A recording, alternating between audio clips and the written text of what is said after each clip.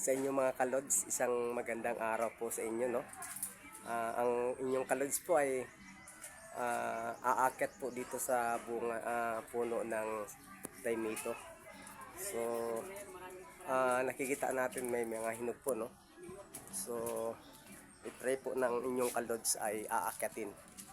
At subukan po natin na pitasin yung bunga.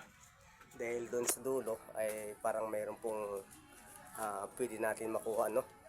So sa inyo mga kalodi na hindi lamang po tayo nagko-content sa mga iba't ibang lugar, tulad sa ngayon ay dito po tayo, no, ay aakyat dito sa puno ng Daimito dahil may nakikita po tayo na hinog na bunga, no? So sa inyo mga kalods, kahit medyo sobrang init ng panahon, no? Hello sa inyo mga kalodi, no? Ito aakyat ang inyong kalods, no? Dahil mag-adventure tayo, no? Tayo po ay aakyat dito sa puno at subukan po natin na kukunin, no? At ito po yung may-ari, yung ating kaibigan, no, na si Puti. I-try po namin na kukunin dahil sayang naman guys na kung hindi mo pipitasin ito dahil ito ay malalaglag lang din. Subalit ay makita po natin ay medyo may pakahasal din dahil may mga wire ng kuryente na nakasabit dito sa puno. Subalit ay kailangan po lang namin na maging maingat, no? Tayo aakyat at subukan po natin na aakyatin dahil masarap kaya na kumain ng bunga ng Daimito. Lalo po guys kung ang ating pipitasin yung puno ay yan po ay libre, no? Dahil alam po natin dito sa Maynila mahal po ng Daimito, no? Ang isang kilo dito nasa 50 pesos ba? Ang isang kilo ng Daimito. So ito guys, libre, no? Ay aakatin po natin, no? So doon sa dulo mapapansin nyo guys, no? Malalaki pong bunga. Subalit yung mga nakaraang week ay marami din po to guys. Kaya lang ay mayroon din man kumuha sapagkat ang ganitong puno o ganitong prutas ay marami talagang magnanais na ang gustong kumuha at kumain, no? Dahil ito ay napakasarap, lalo na po ito ay Daimito, no? O sige sa inyo mga kalods, no? Tayo muli ay aakyat, no? So pag-isipan po natin dahil itong bubong medyo bulok na po, no? So tayo po dito ay mag-step lang, no?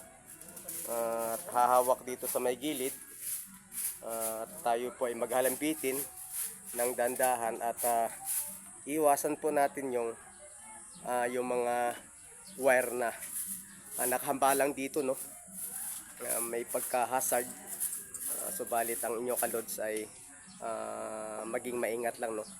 So isa po yun sa parts ng aking pagko-content sa ngayong araw ay nakikita nyo sa inyong dahil tayo po ay nag-vlog sa lugar po ng Baybay Liti. Subalit ngayon guys ay puno po ng Daimito po yung aking aakyatin ngayon. Dahil alam po natin na ang ilan ay hindi lang po yung dagat, ilog at bundok na inyong makikita, kundi tayo naman po ay magka-try na kahit sabihin natin ay nasa alas 12:30 ng tanghali ay sobrang init, subalit ay susubukan po natin, no, na magpagod, no, or sapagkat nung nakarang araw guys ay tayo po ay nagkaroon ng paghihilo o nahilo doon sa sobrang init, no?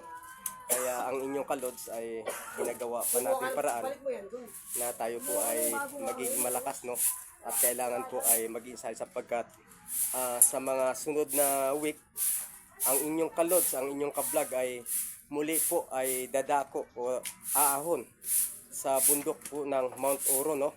Kasama po ng ating mga kaibigan, lalo na po sa aking mga friends, no, na mga pastor na sa iba't ibang mga ministry na sila po ay aking kaagapay sa pag-ahon sa bundok ng Mount Oro sapagkat kami po ay mayroong kaming nais na gawin sa area na kami po ay may i-activate, no?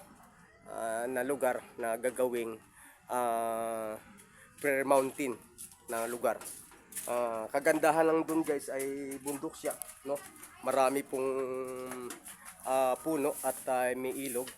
Ay yan po ay gagawin po nilang tourist area, no? Kaya siguro mga next week ay kami po ay dadaong muli sa lugar ng Mount Oro. Sa inyo mga kalods, maraming salamat po muli at tayo po ngayon ay mag-start na, no? Aakyat po dito ay ating pong pipitasin. Sa inyo mga kalods, maraming salamat po sa inyong panood. God bless po sa inyong lahat.